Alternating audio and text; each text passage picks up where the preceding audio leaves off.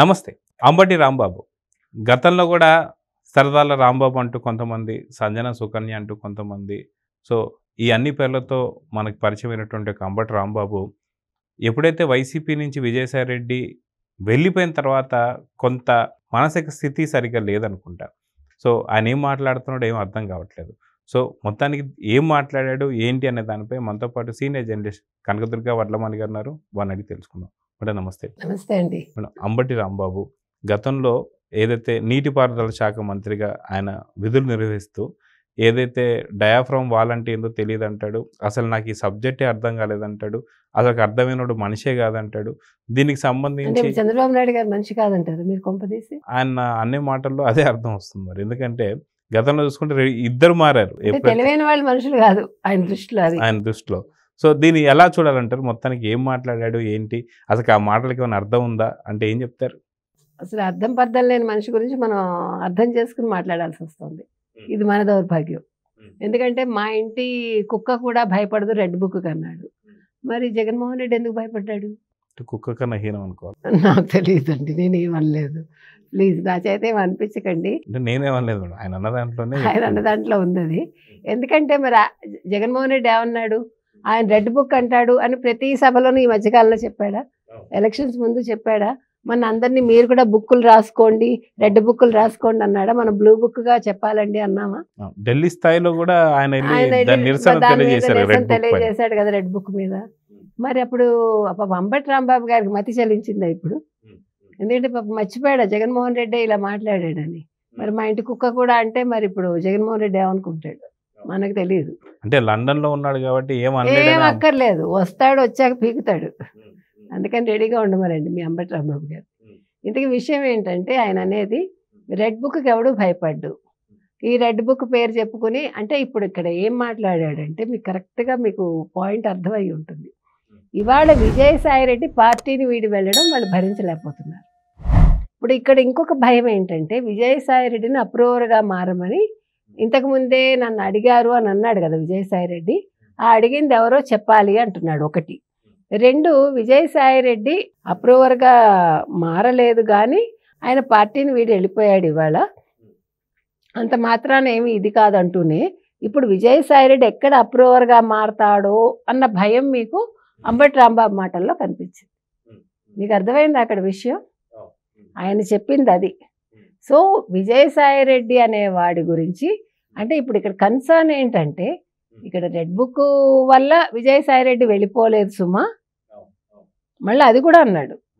అంటే చెప్పకనే చెప్తున్నాడు రెడ్ బుక్ వల్లే వెళ్ళిపోయాడు అంటే లోకేష్ భయపెట్టాడు. ఆయన ఉద్దేశం అది, మన ఉద్దేశం కాదు.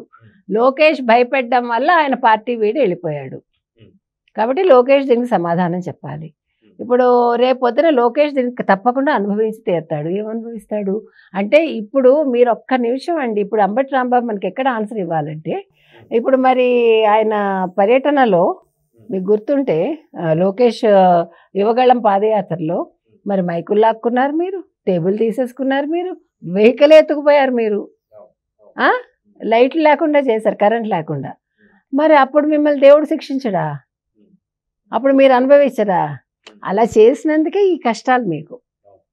ఇప్పుడు ఇది ఎవడు తెచ్చిపెట్టింది కదా, మీకు మీరు తెచ్చుకున్నారు వైసీపీ వాళ్ళు. ఇప్పుడు లోకేష్ కరెక్ట్గా ఉన్నాడు కాబట్టి ఇవాళ 91,000 మెజార్టీతో మంగళగిరిలో నెగ్గాడు, 40 ఏళ్ల రికార్డుని బ్రేక్ చేశాడు.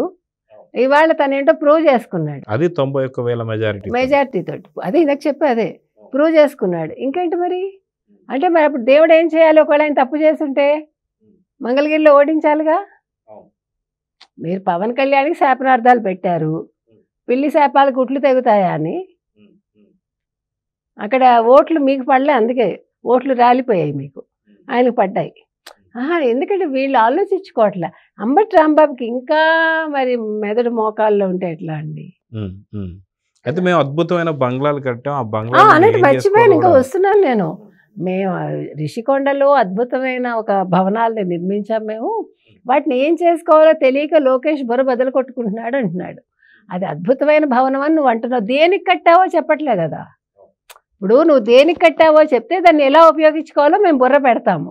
కానీ మీరు అంతంత హాల్స్ కట్టేసి హార్డ్లీ 1 or 2 బెడ్రూమ్స్ అది కూడా 13 లక్షలు పెట్టి మరి మీరు ఒక బంగారు కమోడు కట్టిస్తే మరి దాన్ని ఏం చేసుకోవాలో బుర్ర బద్దలు కొట్టుకోక, ఎందుకంటే ప్రజల కోసం బతికే వాళ్ళు ఆలోచిస్తారు.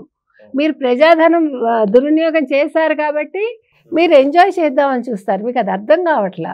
ఇప్పుడు మన అంబటి రాంబాబుని ఇవాళ అడుగుతున్నామండి, ఆ రిషికొండ ప్యాలెస్ మీరు ఎందుకు కట్టారు? నెంబర్ 1 రోజా చెప్పాలి ఆన్సర్. అంబటి రాంబాబు కూడా ఎందుకు చెప్పాలంటే ఆయన ఇవాళ ప్రస్తావించాడు కాబట్టి. రెండోది, మీరు అది ఎవరి కోసం కట్టారు, మీ పర్పస్ ఏంటి? మీరు అసలు ఎవడైనా అంత కాస్ట్లీ కమోడ్లు కట్టిస్తారా? అంతంత కాస్ట్లీవన్నీ అందులో ఫిట్టింగ్స్ చేయిస్తారా? ఎందుకు చేయించారు? ఒకవేళ ప్రజల కోసమే కట్టుంటే, లేదు ఆయన నిజంగా ప్రభుత్వ భవనంగా దాన్ని ఉంచుకోవాలనుకుంటే, ప్రభుత్వ భవనాలు అలాగే ఉంటున్నాయా? సెక్రటేరియట్లన్నీ కూడా ఇంత కాస్ట్లీగా, ఇంత అద్భుత నిర్మాణాలుగా ఉంటాయా? ఇంత మంచి కమోడ్స్ తోటి ఉంటాయా? అది అంటే అది ప్రజలు వాడుకోవడానికి ఆ కమోడ్ కట్టించారా? దానికి కూడా ఆయన సమాధానం, అప్పుడు లోకేష్ దానికి సమాధానం ఇస్తారు. లోకేష్కి చేతకా కాదు, నిజంగా ఇప్పుడు మనకి నోట్లో మంచి మాటలు రావు. ఇప్పుడు మనకి వైసీపీ వాళ్ళతో చేరి మనం కూడా పాడైపోతున్నాం. నిజంగా చెప్తున్నా, మంచి మాటలు రావట్లే మనకి. మంచిగా మాట్లాడదామన్నా వాళ్ళ మంచితనాన్ని నిలుపుకోవట్లా. లేకపోతే లోకేష్కి చేత కాకపోవటం అంటే అసలు లోకేష్కి సంబంధం ఏంటి? వైజాగ్ నియోజకవర్గంలో ఎవరున్నారో వాళ్ళు చూసుకుంటారు. లోకేష్ ఏమి అక్కడ ఏమైనా దానికి అధిపత, లేకపోతే ఇప్పుడు ఆ నియోజకవర్గానికి ఏమైనా ఆయన ఇన్ఛార్జ్? ఏం మాట్లాడతాడండి? అది ఎవరు చూసుకోవాలి? పంచాయతీరాజులు ఇవన్నీ ఎవరి కింద ఉన్నాయి? లోకేష్ విద్యా ఐటీ శాఖకు కదా మనకు తెలిసి మంత్రి. అంటే వాళ్ళ మినిస్ట్రీలు వాళ్ళకే తెలియనప్పుడు లోకేష్ ఏ మినిస్టర్ వాళ్ళకే ఎగ్జాక్ట్గా చెప్పారు. పాపం ఆయన ఏంటి నీటిపారుదల శాఖ మంత్రిగా చేసి అసలు పోలవరం ఏంటో నాకే అర్థం కాలేదు, చంద్రబాబుకి ఏం అర్థం అవుతుంది అన్నాడు. ఇంకా అంతకు మించి తెలివితేటలు ప్రపంచంలో ఎవడుకుంటాయి. కాబట్టి ఇవాళ ఈయన పాపం పంచాయతీరాజ్ అనుకున్నాడేమో లోకేష్ని. అది కాక మనం చూసుకుంటే వైసీపీ నుంచి A2గా, అంటే అటు కేసుల్లో కావచ్చు ఇటు పార్టీలో కావచ్చు A2గా ఉన్నటువంటి ఒక నాయకుడు విజయసాయిరెడ్డి వెళ్ళిపోయిన తర్వాత కూడా అసలుకి ప్రతి పార్టీ ఓడిపోయిన తర్వాత అందరూ వెళ్ళిపోతుంటారు, కొంతమంది మాత్రం వెళ్తుంటారు. వాళ్ళ వల్ల ఏముంటుంది, ఇంకొకళ్ళు ఎవరు వచ్చి జాయిన్ అవుతారంటారు. అయితే పార్టీ 151 స్థానాల నుంచి 11 స్థానాలకు పడిపోయిన దగ్గర నుంచి కూడా రోజుకొకరు వెళ్ళిపోతున్న తర్వాత ఇప్పుడు ఉన్నది కరెక్ట్గా 3-4 అర్థం కాని పరిస్థితులు. అంటే నాకు తెలిసి ఒక సజ్జలు కూడా కనిపిస్తలేదు, వినిపిస్తలేదు. ఒకటి ఇప్పుడు అంబటి రాంబాబు మాట్లాడుతున్నాడు, ఒకటి జగన్ ఒకడు ఉన్నాడు. సో వీళ్ళు తప్ప రోజా ఒకళ్ళు. సో గట్టి కొడితే పంచపాండవులాగా ఇంకొకళ్ళు ఎవరైనా ఒకరు పంచపాండవులు ఎంతమంది అంటే, పంచపాండవులు అంటే 5 అనపోయి 4 అని, మంచకోళ్ళ 4 అని, మళ్ళీ కాదు 3 అని, కాదు 2 అని ఒకళ్ళు అన్నారట. అట్లాగా ఇప్పుడు ఆఖరికి ఒంటికాయ సొంటి కొమ్మలాగా మన జగన్ గారు మిగులుతారు. సో మొత్తం విజయసాయిరెడ్డిని కూడా పెద్ద మనిషి ఏం కాదు, ఆయన ఏం పెద్ద ఏం లేదు, ఆయన వెళ్ళిపోవడం పెద్ద జరిగేది ఏముంది అంటే. మరి ఎందుకు మళ్ళీ లోకేష్ ప్రస్తావన తెచ్చాడు? ఎందుకు రెడ్ బుక్ ప్రస్తావన తెచ్చాడు? రెడ్ బుక్ కి భయపడి వెళ్ళలేదు అంటాడు. అంటే రెడ్ బుక్ కి భయపడి వెళ్ళినట్టేగా, అది ఆయనే చెప్తున్నాడు కదా. రెడ్ బుక్ కి భయపడి వెళ్ళకపోయి ఉంటే అసలు ప్రస్తావన వచ్చేది కాదు కదా. అసలు రెడ్ బుక్ అనే పదం ఎందుకు ఎత్తావు ఇవాళ నువ్వు? రెడ్ బుక్ కి మా కుక్క కూడా భయపడదాను, మీ జగన్మోహన్ రెడ్డి భయపడ్డాడు అంటే కుక్క కన్నా. నువ్వే చెప్తున్నావు మాట. ఇది మరి జగన్మోహన్ రెడ్డికి వెళ్ళి దమ్ముంటే చెప్పు నువ్వు. నెక్స్ట్ నువ్వు ఉంటావా లేదా, నీ కుక్క ఉంటుందా లేదా, అప్పుడు ఆయన తేలుస్తాడు. సరే ఏదేమైనా ఇందాక మీరు అన్నట్టుగా ఇప్పుడు ఏ పార్టీ అయినా ఓడిపోతే ఎవరైనా వెళ్ళిపోతూ ఉంటారు. ఇది ప్రతి పార్టీలోనూ జరుగుతుంది. అది వాళ్ళ నైతికతకు సంబంధించిన విషయం వినండి. నైతికతకు సంబంధించిన విషయం అన్నాడు. కానీ ఇక్కడ ఒక విషయం మర్చిపోయాడు. మీకు గుర్తులేదేమో, నీ పార్టీలో ఎక్కువ మంది తెలుగుదేశానికి సంబంధించిన వాళ్ళు అప్పట్లో ఉండేవాళ్ళు. ఇప్పుడు ఏదో వెళ్ళిపోతే వాళ్ళు ఈ పార్టీలోకి వచ్చినంత మాత్రం కొత్తగా ఈ పార్టీలోకి వైసీపీ నుంచి రాలేదు నాయన. ఆల్రెడీ దేవర్ విత్ తెలుగుదేశం కొంతమంది అందులో అని చెప్తున్నాం మనం. ఇప్పుడు విజయసాయిరెడ్డి జాయిన్ అవ్వాలనుకున్నాడు, చంద్రబాబుని పొగిడాడు. మరి దానికి ఆన్సర్ చెప్పు నువ్వు అదెందుకు ప్రశ్నించలేదు? పవన్ కళ్యాణ్ నాకు మంచి స్నేహితుడు అన్నాడు ఆయన విజయసాయిరెడ్డి. మరి అదెందుకు మాట్లాడటం లేదు నువ్వు? అంటే మర్చిపోయావా, లేకపోతే బుర్ర పని చేయట్లేదా? మరి దాని మీద కూడా నువ్వు మాట్లాడాలి. మాట్లాడితే అన్నీ మాట్లాడాలండి. ఏదో అక్కడో ముక్క తీసుకుని మాట్లాడటం కాదు. రాజకీయ నాయకుడు అనేవాడు దేన్నైనా ఖండించాలనుకుంటే ప్రాపర్గా ఖండించాలి, దేన్నైనా వివరించాలనుకుంటే ప్రాపర్గా వివరించాలి. ఈయన రాజకీయ నాయకుడు కాదు, ఈయన రెంటికి చెడ్డ రేవడు ఇప్పుడు. అందుకని అంబటి రాంబాబు గురించి ఇంతసేపు మనం మాట్లాడుకోవటమే ఒక అనవసరమైన ఇది దండగ, మనకి సమయం వృధా అనమాట. కానీ తప్పట్లేదు, ఎందుకంటే ఆయన రెడ్ బుక్ ప్రస్తావన తెచ్చాడు కాబట్టి వివరించాల్సిన బాధ్యత మనకుంది. ఇక్కడ లోకేష్ ప్రస్తావన తెచ్చాడు కాబట్టి మాట్లాడుతున్నాం.